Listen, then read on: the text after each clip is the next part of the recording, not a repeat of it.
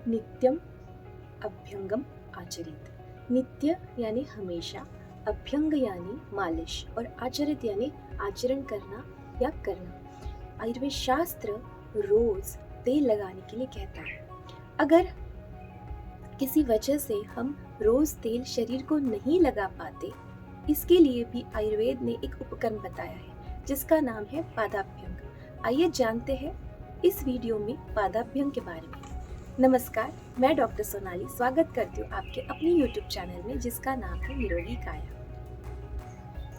पादाभ्यंग ये संस्कृत वर्ड है और इसका अगर हम विग्रह करते हैं, ये 2 शब्दों से बना है, पाद अधिक अभ्यंग। पाद यानी पैर, पैर के तलवे, और अभ्यंग यानी तेल मालिश।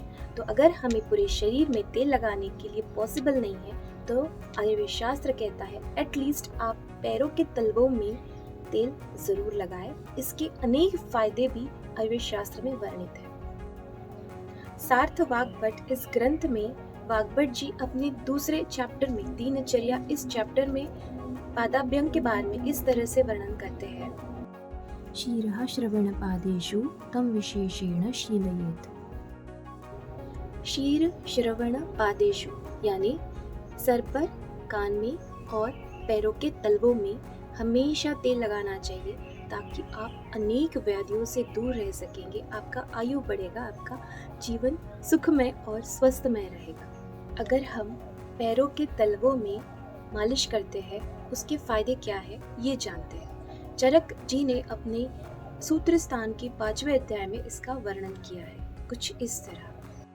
खरत्वं स्तब्धता रौक्ष्यं श्रमः सुप्तिश्च पादयोः सद्य एव पश्यन्ति पादाभ्यंग विषेवणात् जायते सौकुमार्यं च बलं स्थैर्यं च पादयोः दृष्टिः प्रसादं लभते मारुतोश्चा पश्यन्ति न च स्यात् गुरुद्रसी वातः पादयोः स्फुटनं न शिरास्नायुसङ्कोचः पादाभ्यंगेन पादयोः। अगर हम नित्य पैरों के तलवों में तेल लगाते हैं, मालिश करते हैं, तो उससे खरत्व यानी खुरदुरापन कम होता है। उसके बाद रौक्ष्यम, जो रूखापन पैरों के तलवों में पैरों में उत्पन्न होता है, रूखापन कम होता है। स्तब्धता, जकड़न, स्टिफनेस, जो पैरों में स्टिफनेस आती है वो कम होता है।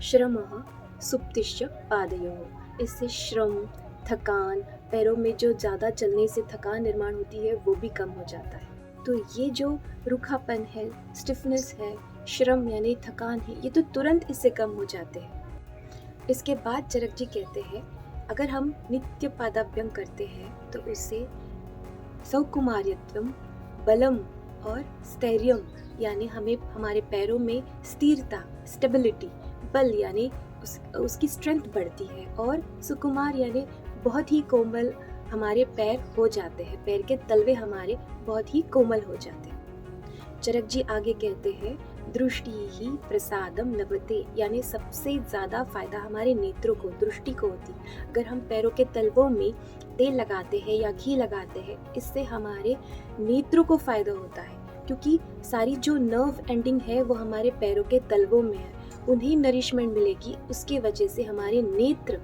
अच्छे रहेंगे। नित्य पादाभ्यंग करते हैं तो गुरुद्रसी वात, जिसमें पीछे की पैर के पीछे की नर्व में नीचे की तरफ पेन होता है, वो काफ़ी पेन होता है।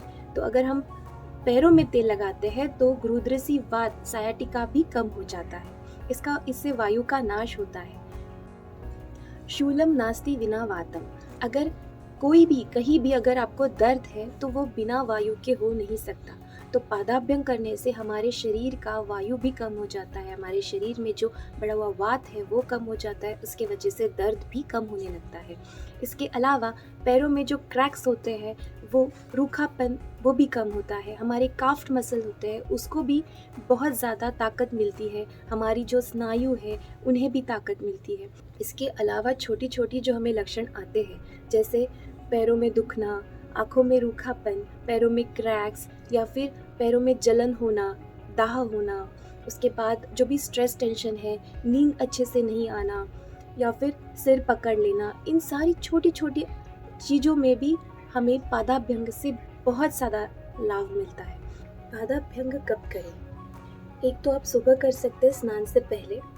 स्नान से पहले आप पैर के तलवों में गरम तेल या फिर गुनगुना तेल लगा लें, या तो फिर आप रात में कर लें। सोने से पहले अपने पैरों को अच्छी तरह से धो लें, उसके बाद गुनगुना तेल अपने पैरों में लगाएं। तो बेस्ट टाइम रात के समय होता है। अगर आप रात के समय पादाभ्यंग करते हैं तो उसके कई ज़्यादा फ़ायदे होते हैं, जैसे आपको नींद अच्छे से आती है और सुबह आप ज़्यादा फ्रेश होकर उठते हैं। तेल कब लगाएं और घृत कब लगाएं? अगर आपकी प्रकृति वात और कफ की है तो आप तेल लगा सकते हैं, इससे वात का शमन होगा। और अगर आपकी प्रकृति पित्त की है तो आप अगर घी यूज़ करेंगे तो उसके ज़्यादा लाभ होंगे। तो इस तरह से आप अपने तलवों को स्वच्छ कर लें, और अगर आपके पास कांस्य यानी ब्रॉन्ज की कटोरी होगी तो आप उसमें पहले तेल लगा लें और उसके बाद राउंड इस तरह से अपने पैरों के तलवों में तेल को इस तरह से मालिश कर सकते हैं। इससे कुछ समय बाद अगर आप ब्रॉन्ज कांस्य की कटोरी यूज़ करें तो आपके पैरों में कुछ कालापन या फिर ब्लैकिश जैसे दिखने लगेगा, तो इससे कोई घबराने की बात नहीं है। ये आपके शरीर का पित्त दोष होने की वजह से वो थोड़ा कम हो रहा है, ऐसा इंडिकेट करता है। तो हो सके तो आप कांस्य की वाटी यूज़ करें। अगर आप वो नहीं यूज़ कर सकते हैं तो अपने हाथों से ही आप अच्छे से मालिश कर सकते हैं। वाग्भट जी सूक्ष्म तरीके से ये बात भी बताना चाहते हैं कि उन्होंने शिरश्रवण पादेशु बताया है, तो हाथ के तलवे भी उसमें आ जाते हैं, यानी 4 जगह अपने आप ही मालिश और तेल लग जाता है। अब बात करते हैं कि पादाभ्यंग पैरों में तेल मालिश कब ना करें। अगर आपको कोई इन्फेक्शन है, बुखार है, तब आप हो सके तो इसे अवॉइड करें या ना करें।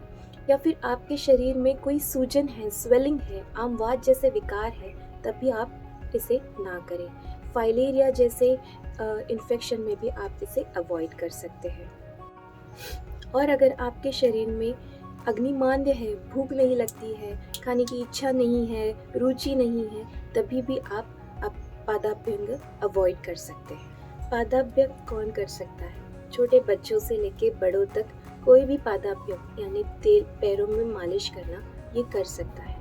अगर हम बच्चों में पादाभ्यंग करते हैं तो उसके लाभ कुछ इस तरह है।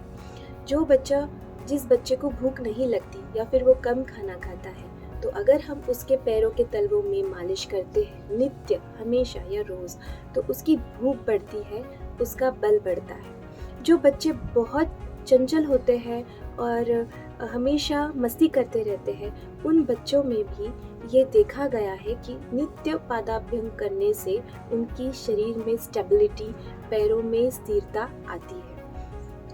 इसके अलावा बच्चों में ब्रेन ग्रोथ के लिए भी ये काफ़ी ज़्यादा फायदेमंद साबित हुआ है, क्योंकि अगर हम पैरों के तलवों में बच्चों के मालिश करते हैं तो उसका सीधा असर हमारे नेत्र पर, हमारे मस्तिष्क पर आता है। और इसलिए क्योंकि हमारे पैरों में सारे नर्व एंडिंग्स है, तो नर्व्स को भी अच्छे से नरिशमेंट मिलती है। इस वजह से हमारी ब्रेन का भी ग्रोथ काफ़ी अच्छा होता है। इसके अलावा जो बच्चे बहुत मस्ती करते हैं, इस वजह से उनके पैरों में दर्द होता है। बच्चों में अगर आप पादाभ्यंग करते हैं तो उनके पैरों में बहुत ज़्यादा स्ट्रेंथ बढ़ती है, उनका पैरों का दर्द भी कम होता है। अगर सिर्फ और सिर्फ पैरों के तलवों में अगर हम मालिश करते हैं तो हमारे पैरों का, हमारी काफ मसल का, हमारे बालों का, हमारे मस्तिष्क का, हमारे नेत्र का, हमारे पूरे शरीर का अगर बल बढ़ सकता है, आरोग्य अच्छा रह सकता है, तो हमें इसे ज़रूर करना चाहिए। और एक बात कहना बहुत ज़रूरी है यहाँ पर, जो लोग स्पोर्ट्स में हैं, जो लोग बहुत शारीरिक श्रम करते हैं, या फिर जिन्हें बहुत ज़्यादा ब्रेन से रिलेटेड वर्क होता है, डिसीजन मेकिंग होता है, या फिर स्ट्रेस होता है, टेंशन होता है, इन लोगों ने तो हमेशा पादाभ्यंग करना चाहिए। अगर आप रात में देर से भी आते हैं और आपके नींद के अगर आप 20 मिनट भी पादाभ्यंग को देते हैं, पैरों के तलवों में मालिश करते हैं, तो वो 20 मिनट्स वर्थ है, क्योंकि उससे आपको अच्छी नींद आएगी और सेटिस्फैक्शन रहेगा। एक शॉर्ट में आपको बता देती हूँ कि पादाभ्यंग किस तरह से करना है। अगर पादाभ्यंग के लिए आपके पास कांस्य की कटोरी है तो उसे आप साफ़ कर ले, पैरों के तलवों को साफ़ कर ले। पैरों को तलवे में आप तेल या फिर घी गुनगुना करके लगा ले। इसके बाद आप कांसे की कटोरी से कुछ इस तरह से राउंड एंड राउंड इस तरह से इसे मालिश करें।